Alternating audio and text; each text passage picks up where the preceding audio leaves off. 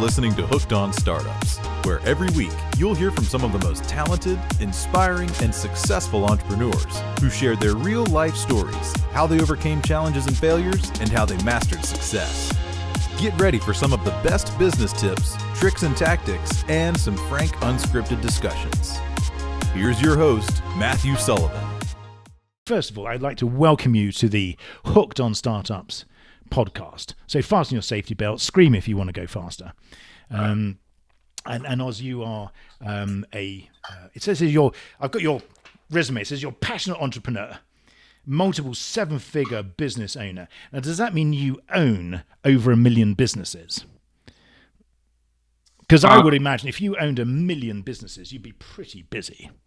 I mean, and how do you spread, or was that just me interpreting? That's the revenue, yeah. So 7-figure business, meaning that multiple businesses generating multiple millions of dollars. Wow. And how did you manage that? And so tell me, what is this business? Well, initially I didn't manage that. Initially it was, I thought it was a good idea. I'm a big fan of Richard Branson. That guy owns a ton of businesses. I used to work for him. Oh yeah, really? Yeah. For about, but I won't say anything about that because this interview is not about me. But yeah, so he's a really cool guy. He owns a lot of businesses, right? He was my role model when I was younger. So I thought his philosophy was just start a bunch of businesses, and that's what I did. Yeah. And they all failed. It didn't work that way. I noticed that focus is key, and he's done that after he made a couple of businesses very successful. Then he diversifies. I missed that important link for a few years that you need to have cash cow businesses that generate revenue so you can diversify. So that was a massive wake-up call. Then I kind of did away with all of the businesses, kept only one of them that was promising, and just put everything into that one. And then as it grew, then I started diversifying into separate businesses that goes still parallel to what I do right now, if that makes sense. Yeah, of course it does. So what you're saying is this sort of the heresy to entrepreneurs that you're actually suggesting that they focus on one business. Yeah. And I actually did a video on that one, the myth of multiple streams of income, why that's a lie for most people. Because if you didn't make one thing work, you're not doing everything right. So we suggest you don't take that recipe and apply it to 10 other businesses. So what's not working for one thing most likely will not work for 10 other things. So spreading yourself really thinly is not going to help you. My suggestion is pick one thing. And I know it's very difficult to do. You would get distracted right and left with social media and everything is going on. But try to stay focused on one thing and it will pay you in dividends in a relatively short amount of time. Though that's actually incredibly sage advice, because I think one of the biggest challenges facing someone who is setting up their own business is what do you do? And it is quite tempting to try and be all things to all people.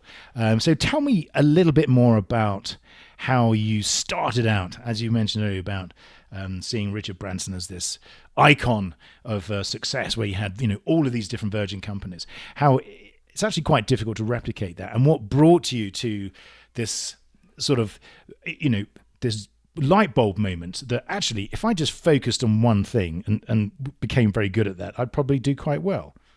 Yeah, so I had a corporate job, so I climbed the corporate ladder. But then I always had a very massive interest in entrepreneurship. And I had no idea what I was going to do with myself, honestly. I was just learning entrepreneurship, buying courses, the trainings and books, and going to conferences while I had this corporate job and making good amount of money in New York City. My job was to sell. I was a salesperson on the phone, in person, cold calling, pulling on doors, whatever you can think of. And I was selling financial services products, selling loans, business loans, credit card machines, payroll, and all that stuff. But through that training period of me just being a lost soul, I noticed that I don't want to work for somebody else. So I kind of sold that idea to myself that I want to own my own business. But I didn't have anyone around me as a mentor that would tell me how to go about that. I just set up a goal that I would quit my job one day and start my own business. And I just did that. So burn the ship, start a business. And in a short amount of time, I decided to focus on social media marketing, right? That was like the hot thing when I started. I started a social media company. Then I noticed that, oh, actually real estate is really fun too. Then I started a real estate company.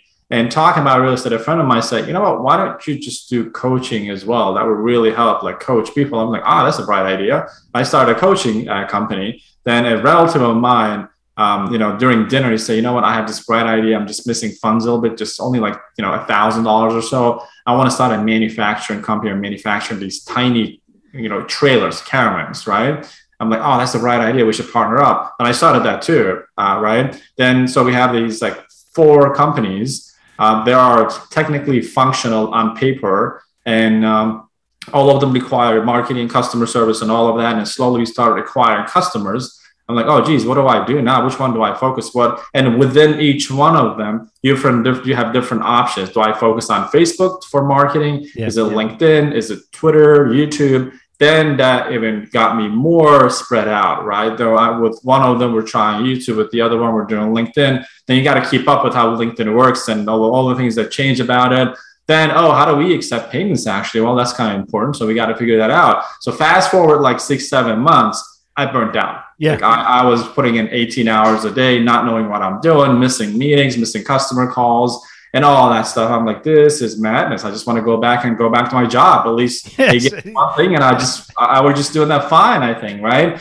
Then I always believe in the power of mentorship. So at that point, I had a mentor from Australia. So this gentleman is like really powerful when it comes to identifying the problems in entrepreneurs' lives and directing them. So I was I'm passionately telling him what's happening. I'll figure it out. I know this is a process. I'll come out on the other end. It's like, no, you won't. You'll burn out and you'll get depressed. Like, wow, that's a lot. And you'll probably run out of money too. Yeah, well, I already did at that point. But I'm a positive-minded person. I'm reading the book Secret, like, wish think existence and all that stuff, right? I'm expecting huge money to come to me without me delivering anything to the world. And this guy's like, listen, let's do this simple exercise. I know you're fighting me right now. You think all of these businesses will be successful. Take a legal pad and a pen.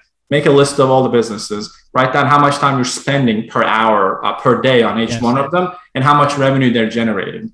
When I did that, it was a massive shock. I was like, face the reality. 3 of them were flat on their faces. I had hopes that they would become real businesses. Only one of them, which is our current business, they had the potential, but the boss was too busy dealing with other businesses. I didn't put in enough time. Yes. So that moment was one of those, it happens to everyone, epiphany, they called. You notice that, holy cow, what a concept, focus on one thing.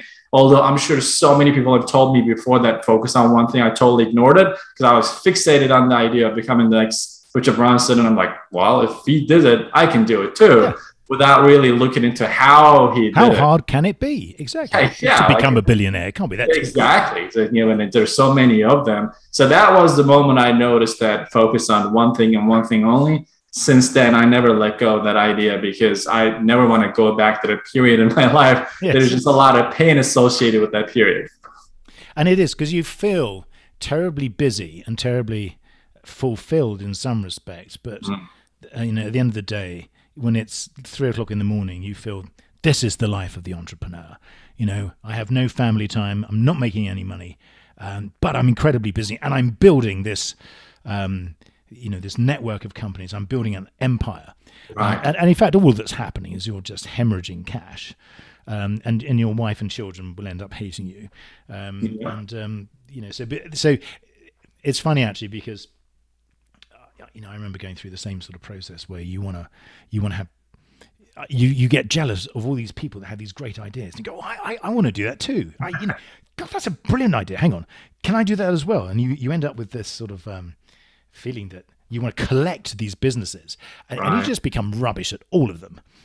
So yes, the only thing you become good at is becoming bad at managing businesses. Absolutely. You just hoard ideas because you want to own them. You hear something right, you're like, I can do this better than these guys. They have no idea what they're doing. Let me just jump on it and do that while you have 10 other things. And like you said, it starts affecting your self-confidence. Obviously, it starts affecting your financials and relationship life. Like I was newly married and my wife said, hey, I don't really remember the last time we had dinner together because of your businesses, right? What's really happening? So fast forward, if I continued down that path, there's no way you can have a marriage, or any kind of solid relationship because you're totally occupied by something. That's why it's hustling is fine. I know, and many people keep talking about you got to hustle, but hustle cannot be a long-term strategy. You need to have a strategy. Hustle is temporary. So when you have the right plan, you need to hustle to get it off the ground. But if you're working on the wrong plan, hustle is slowly killing you. And I see people who've been running their business for 5 years and they're still hustling and they think that's business ownership. I'm like, dude, that's because you're doing it wrong. Like, you shouldn't be hustling at this stage in your life of business, you know? Yes, exactly. And it's funny because, I think in the early days, let me ask another question. So I was going to go on a completely different route then, but you ended up running or creating a business that was very similar to the company that you just left. Mm-hmm. And so my question is, people talk about passion. So they talk about entrepreneurship and passion and, which I think is a much overused word. Do you find that you become passionate about something when it's successful? Or do you think you have to have a passion for something before you can start it? I think everyone, when you don't have any levels of measurable success, your passion is in making money because you're operating in the survival mode, right? So everyone can talk this big game of, I always had a mission to save 1,000 kids or help 1 million people. But when you're trying to survive, that's very rare that that's your mission. You're just trying to get a business off the ground, right? And you're going back to what you know. What I know was selling business loans and alternative lending.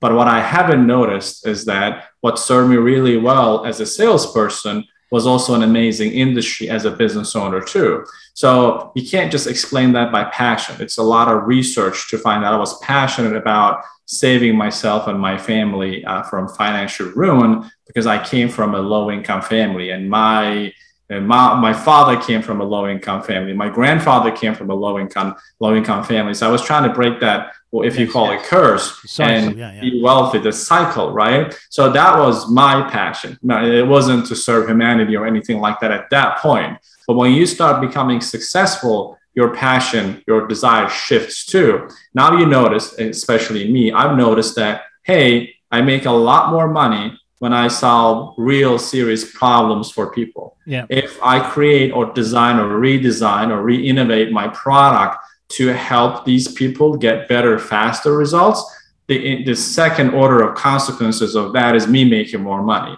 Yes, so when you do notice that, you're like, holy cow. So if I just focus on customer success, like Jeff Bezos says, like create a customer-centric company, that's what that means. So you're just creating a company that focuses on the desires of the customers and the potential outcomes you want them to get through the use of your product or service, right? Yeah, so once I noticed that, my passion has shifted from just me to, well, I need to find the ideal customers, but I got to give them something that they have never seen before, and that will transform their life.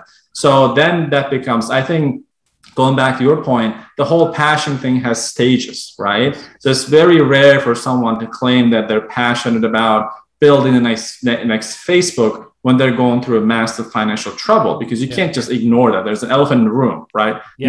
You're about to be ruined financially, and it has a lot of emotional benefits to it. So, I mean, if your house is burning down, you're going to be passionate about putting out the fire, right? Not just go build something else. So I agree with you. It's an overused buzzword, like do what your passion takes you, do what you love and all that stuff. But there are stages to it. At the stage that our company, we're running an 8-figure company right now as an e-learning company in the business lending industry. Yeah, I would say 99% of our focus is on customers. Like, how do we keep the customers longer in our platform? How do we have them get success so they talk about their success, so that builds us more customers, and how do we have more transformations and whatnot? Like similar examples of Tony Robbins, right? So he's not, if he wanted to just do it for the money, he would have quit a long time ago. He doesn't really need it at this point, but it is just that flywheel effect of continuing that cycle that kind of feeds itself over and over again. You mentioned Jeff Bezos, Tony Robbins, Richard Branson. When you're starting out in business, sometimes it's quite difficult to see the relevance of some of the things that they say. You mentioned Jeff Bezos talking about the importance of customer centricity. Yeah. At what point did you begin to realize the relevance of what these people are saying and how, in other words, how it actually does make sense when, to start with, you hear it. It's almost like sort of words that don't have any real relevance. But at what point did you start realizing what that actually meant? And what do you think is the most important piece of advice that you've picked up recently or over your journey that has resonated and sort of stuck with you? Yeah, that's a great question, actually. So you have to pick mentors, different mentors at different stages of your career, right? So when I first started out, when I didn't know anything about business, I focused on Richard Branson, but I totally misunderstood him because I wasn't at a level to understand what he was talking about or the businesses that he built. I didn't even care about Amazon or their business model. I didn't spend time understanding that, right? Because it was not relevant to me at all at the stage that I'm in. But when, the epiphany moment when my coach called me out on that guy was focused on helping someone go from $0 to $50,000 per month. That is very relevant because I was at 0, right? So you got to find the right person for the situation that you're in. As you grow, your mentors change. Now, I'm not with him anymore. I am working with other mentors. My strategy on choosing a mentor, I want to work with people who are at least 10 times bigger than I am as far as the business or business acumen or their past experiences and whatnot. So I didn't understand Jeff Bezos. I'm still not claiming I fully understand what he does, but I didn't understanding him and his philosophy, I would say, until like last year. Mm-hmm. When Amazon Everywhere, I think that's the name of the book. When I started reading that, that's when it dawned on me that, oh, what a concept. If you keep your customers happy, you make more money, or you grow and you make more money for them. So that's something we all know on the surface level. Sure, customers right, take care of your customers, but the application of that to real life, to our own business, it doesn't sink in until you reach certain milestones in your business, right? And that's the same thing. I never cared about the business model of Google. I knew they're successful. They're the top search engine. But when I started making strategic hiring decisions, I wanted to find out how they hire people. They're known for that. They're known for their meticulous system of hiring the right people and building the right culture within the organization. Yeah. So it was not relevant to me until that moment that I needed to hire someone where I will be paying probably 6 figures or more. You can't randomly hire someone for that position. But when I first started out, I was looking for virtual assistants where I can pay $2, $3 an hour. I mean, how you can go wrong, but it doesn't really hurt you that much. You just go through the process of hiring somebody else. But that's, I think, to answer your question, it changes, right? So that's why we got to stay plugged into whatever community you belong to. If you consider yourself as a startup, what is happening in bigger companies and different stages? Don't just focus on Jeff Bezos because you might not get 95% of what he's doing right now. In fact, like me, you might misunderstand the whole thing and make a lot of mistakes, right? So it's like the people are always, if you look online, people want to know what, the stock investor, I'm drawing blank on his name, Warren Buffett. They want to know, I want to know what Warren Buffett is buying right now. Well, that's not really relevant to you right now. He's buying in the quantities of $5-10 billion. And he's already made the buying decision 5 months ago, and it's now being released right now. You go buy it right now with your $10,000 will not make it relevant, right? But if you want to know what Warren Buffett is buying right away, as if that will make a lot of difference for them. So that's why relevancy is really, really important. It's really important that you need to have like layers of mentors. So that way, not only you're looking at the top guy, but you're looking at somebody who can help you at your immediate level right now. But also, I think that is one of the biggest challenges, because as an entrepreneur, you have to have that mindset that you are right. This is my vision. I'm going to make it work. So you have to have that sort of bullheadedness on one side. It's very difficult to balance that with the emotional maturity to be able to say, actually, I need a mentor. Mm-hmm. I need someone to bounce these ideas across to make sure that I'm not believing too much of my own PR. Now, was there a particular moment when you realized, or when you thought, actually, I should probably see whether or not someone else agrees with me? Or is that something that you've always believed that one should have the humility and the sensibleness, or the as I said, the emotional intelligence to be able to go to someone and open the kimono, as it were? Yeah, it's a great question. So most entrepreneurs they're A-type personalities, right? So they want to do their own thing. They're overconfident. So it's like you said, it's very difficult for that type of personality to accept that they're missing something and they need to search outside and ask for help. That's why the failure rate of small business is super high.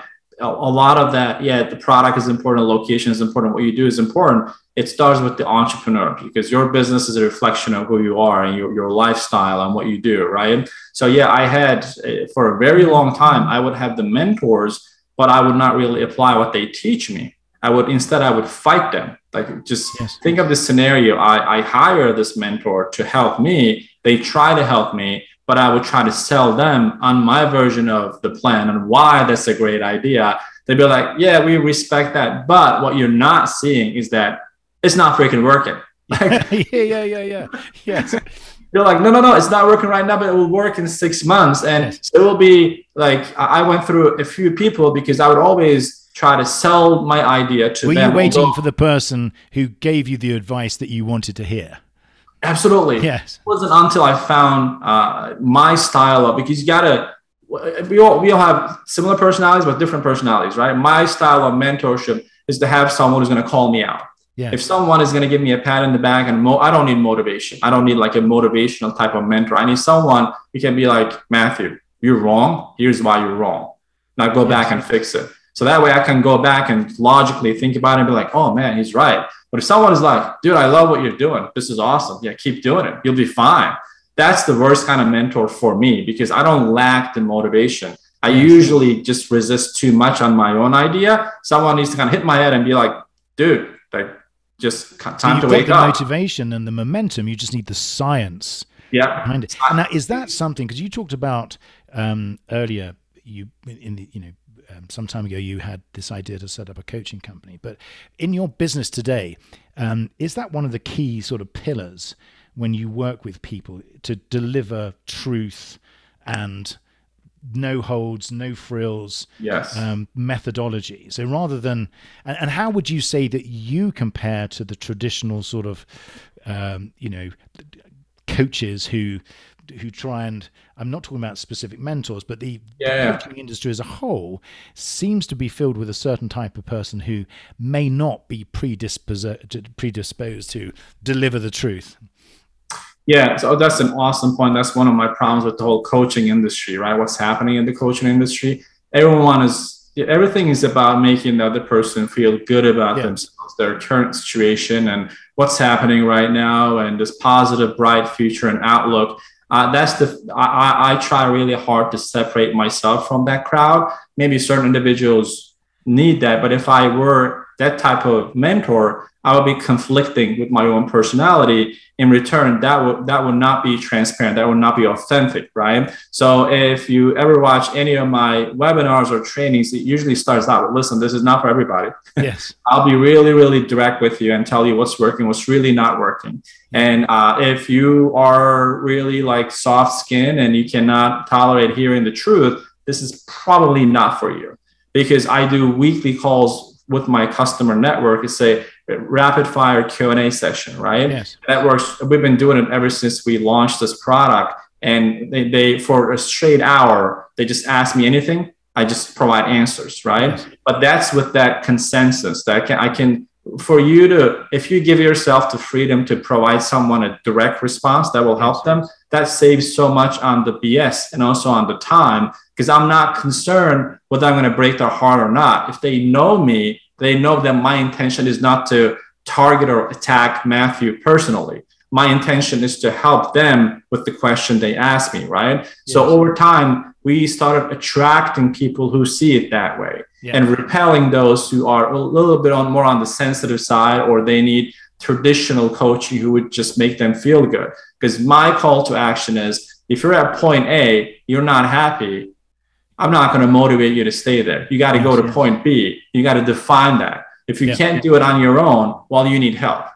Okay. So that's totally opposite of what's being happening in the coaching industry. A lot of times they're like, you're point A, that's okay. You're not actually doing that bad. High five and you'll be fine. Just stay put and just, I don't know, read a couple of, affirmations or read this book and read that book and you'll feel better about yourself. Well, honestly, in certain situations, people are driven by pleasure or fear, right? Yes. I myself, my motivation is fear of going back to where I was, being poor, being broke, and that feeling. So feeling just pleasant about today's situation doesn't help my growth. I need to be pushed out of my comfort zone, right? So the people that I coach, they are in that mindset. That's why we're attracting those type of people. That's why I do believe in that type of thing. I will not teach anything that's in conflict with my personality, but you're 100% right. The whole industry, most of it at least, is designed to help people settle and be happy where they are, which is I totally disagree with that. And I do too, actually, because I disagree with the effectiveness of feeling comfortable. Mm-hmm. And, there's this sort of metaphor that if a shark stops swimming, it dies, because it doesn't get the throughput of the oxygenated water in its the lungs or the gills work in a different way. So to a certain extent, I completely share with you that feeling that if one doesn't create or drive oneself every day, then the moment you start sitting back and feeling comfortable, that's when the tidal wave of of things that will go wrong sort of wash over you. So how do you teach that, or do you just have to uncover that? And most importantly, how do you get because the industry that you're in is a very specific industry. Uh-huh. How do you get people to how do you teach people just to focus and feel that fear and are you trying to mold people into your way of doing things, or do you think that there are there's like 15 questions tied up into that one. I'm just going off in all sorts of different tangents. Yeah, I get the main idea, and that's something I thought about a lot, honestly. So when we had the first version of our training platform, it was mostly focused on the product. How do you do lending? How do you fund deals? How do you make money? And it bothered the heck out of me because you're attracting people who don't understand entrepreneurship. They just focus on the material aspect of running a business, right?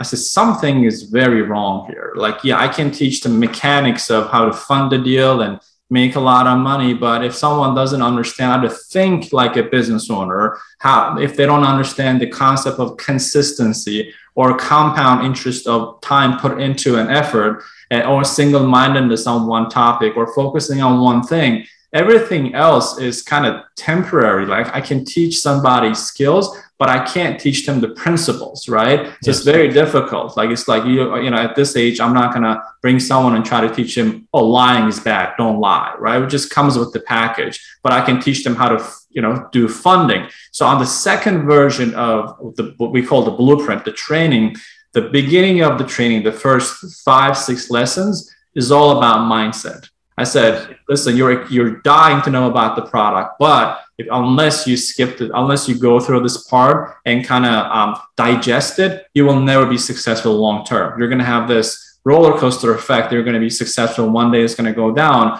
But I want to train you to think like an entrepreneur, understand the truth, face the truth, understand your current situation, come to peace with that. So that the first entire module, this is a big module, is on teaching people the right mindset. So that was very transformative for our community. Now, everyone who's coming into the blueprint, a lot of them know a lot about me because I'm my face is the brand of the company pretty much, whether I like it or not. That's just how it is. And they know a lot about my philosophy. When they come in, they're expecting to immediately learn about, all right, I got somebody who needs 20K. How do I fund it? Like, no. We'll get to that. You'll learn that. But let's align you properly to be a successful business owner. And that lesson is supported with a lot of facts and science from the past. It starts from like 1700s and why that's important, the magical compound interest, and messing into time and effort, and why our memory is so weak. So we can't just go off of our memory. We forget a lot of things. So we need to go off of principles. So once they go through that, then module 2 is about the products and services. After we made a switch to that one, that has been really instrumental in us attracting amazing individuals for our standards. And now they're applying those principles and lessons. And that's why our community is so helpful to each other, which is in the financial services industry, it's unheard of, right? Yes. Everyone looks at this industry as wolf eats wolf, then you have the famous movie of Wolf of Wall Street, yes, exactly. Boiler room mentality, either they buy or they die. And we're doing like 180-degree different approach than that. So that helped us do that just by what you mentioned, focusing on how to think properly before focusing on what to think about. Because there are many elements of a successful financial services business, but all of them really, I think, revolve around the ability to acquire and retain customers. And so would you agree that that's the sort of the primary objective, to be able to create a customer base, to be able to consistently find and service new customers? Is that the major challenge, or would you say that there's another bigger challenge in your business? In our business, the business is you, the consultant, right? Yes. Because the opposite of a business loan broker, the broker that we train, is someone applying to Bank of America, Wells Fargo, a major corporation, and calling a 1-800 number. Yeah. I tell all of my brokers is that product is you as the consultant. Yeah, you have in your arsenal all the different lending options, but those are the features and the products. But the benefit is there's a consultant whose goal is to serve the customers in a very consultative manner and educate them. That has a lot of value, both emotional value and also monetary value, right? And also in marketing, like you said, you got to be in the business of acquiring new customer. But the most expensive part of marketing is acquiring your customer for the first time. Yes. So when you provide repeat services to the same customer, it doesn't have as much cost, almost no cost at all. So we're training our brokers to be in the business of repeat income and repeat business. Yes. Why? Because it's relevant in our industry. If a business needs funding and you provide them funding, do you not think they will need funding again? They will need funding again in 6 months, 8 months, a year, 2 years, 5 years, 10 years. If you look at a business model in a very transactional manner, it treats you that way, right? Yes. So you're always in that hunting mode of I gotta get more customers, and that makes you harsher on the phone, because then you got to be a hard closer. I gotta close because there's no other opportunity. Whereas if you're the business of growth and scale through service, then on the front end you can be more selective on who you work with. You can be a lot more comfortable, and you can pretty much do your business from wherever you want, because you know that you're not waking up with zero income at the beginning of every single month.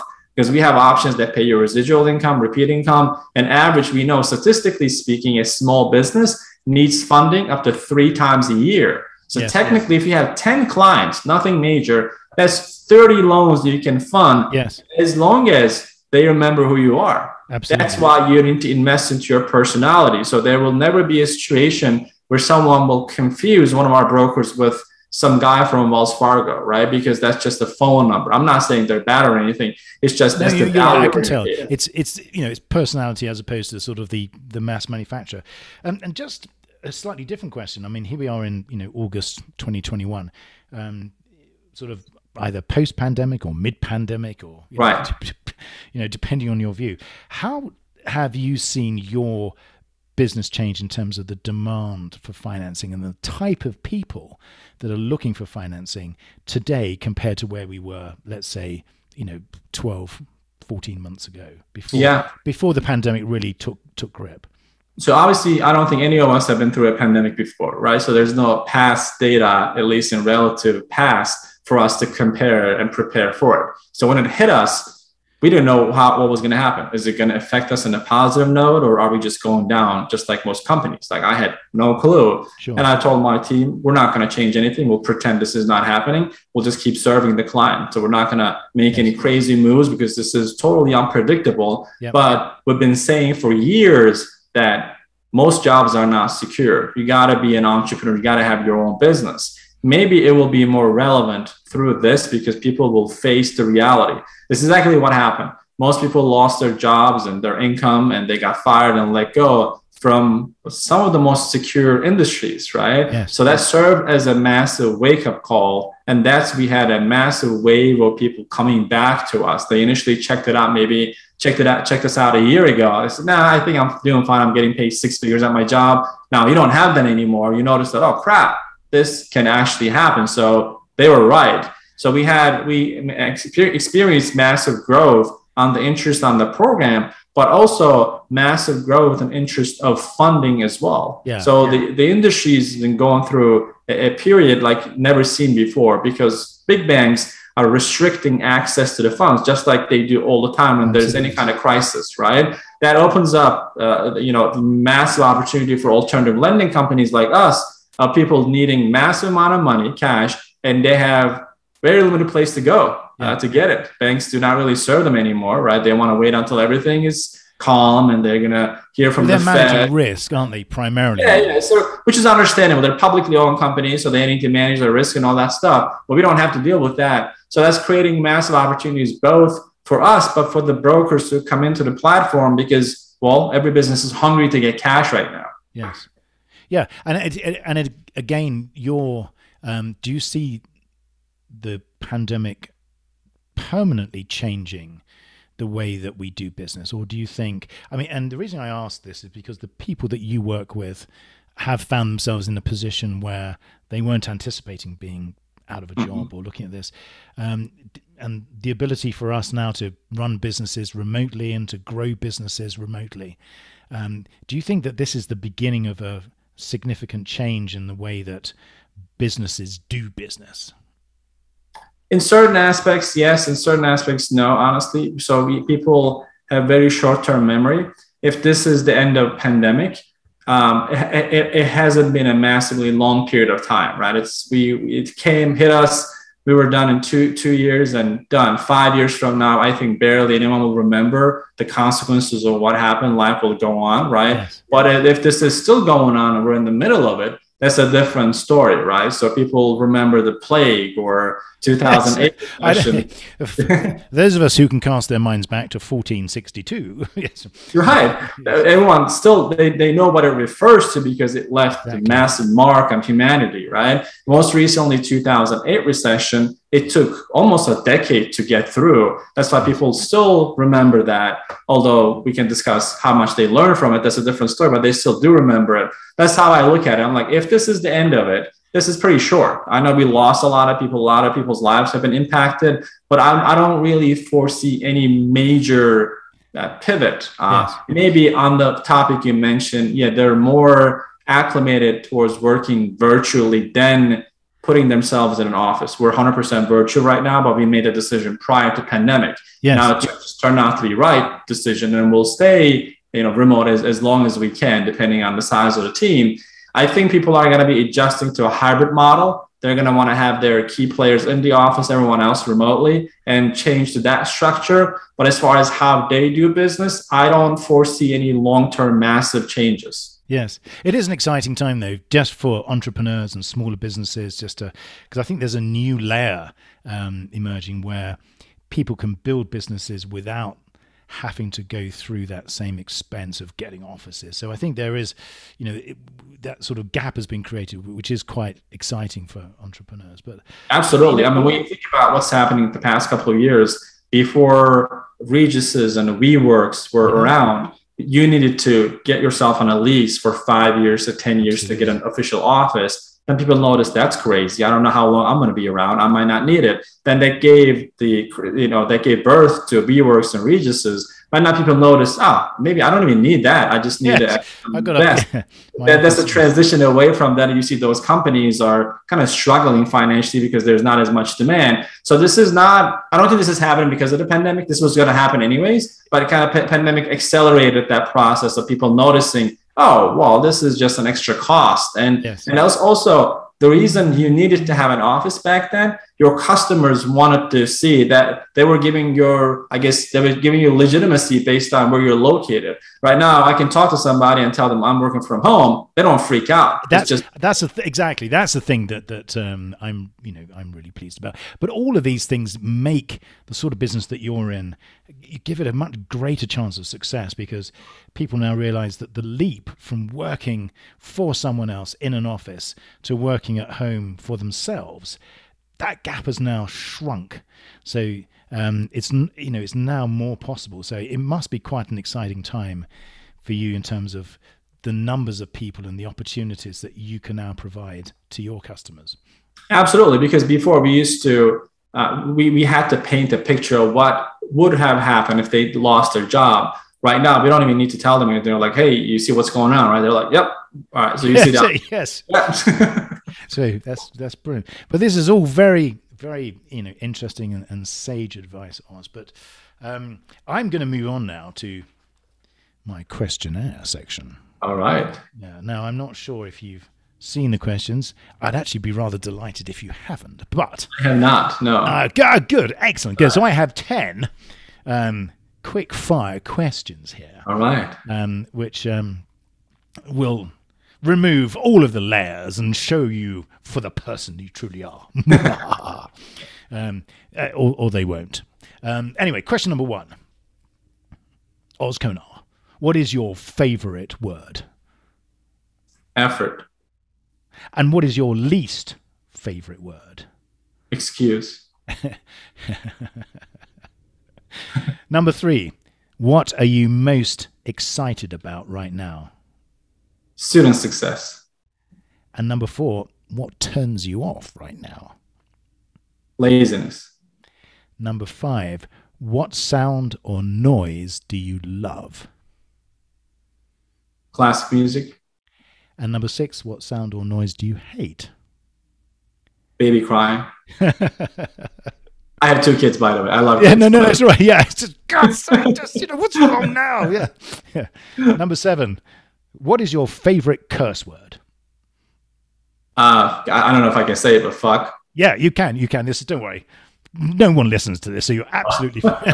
Yeah, that is great. And I completely agree. The greatest word ever invented. Number 8, what profession other than your own would you like to attempt? Surgeon. Very, very interesting. Number 9, what profession would you not like to attempt? College professor. That's right. It's normally that, or accountant, unless, of course, you are an accountant. And the final question, if heaven exists, what would you like to hear God say when you arrive at the pearly gates? Good job, son. Now go back. That's right. That's fabulous. So, Oz, it's been an absolute pleasure having you on. It's just been so interesting to hear about the business you built, your attitude, the truth, basically, word, as they say. So, how do people get hold of you? How do people find out more about everything that the courses, the teaching, and everything that you do? What's the best way for them to contact you? Yeah, I mean, this has been amazing. You have one of the best questions I've ever heard so far. That's right. Yeah. I just made it up. Sorry. Yes. That's awesome. So that means you're an amazing listener. That's great. So we try to keep things simple at our business. So we have just one source for everything. If you're interested about what we do, it's businesslendingblueprint.com. That's our website. So you see my social tags. There are videos, we have a ton of free content. You don't have to buy our program. You can still get highly educated on what we do here. So that would be the resource, businesslendingblueprint.com. That's brilliant. Great. Thank you once again. I'll put all those details on the website and the show notes. And it's been an absolute pleasure having you on. And I really look forward to staying in touch and following your progress. Likewise. Amazing. Thanks, Matthew. You're listening to Hooked on Startups, where every week you'll hear from some of the most talented, inspiring, and successful entrepreneurs who share their real-life stories, how they overcame challenges and failures, and how they mastered success. Get ready for some of the best business tips, tricks and tactics, and some frank, unscripted discussions. Here's your host, Matthew Sullivan.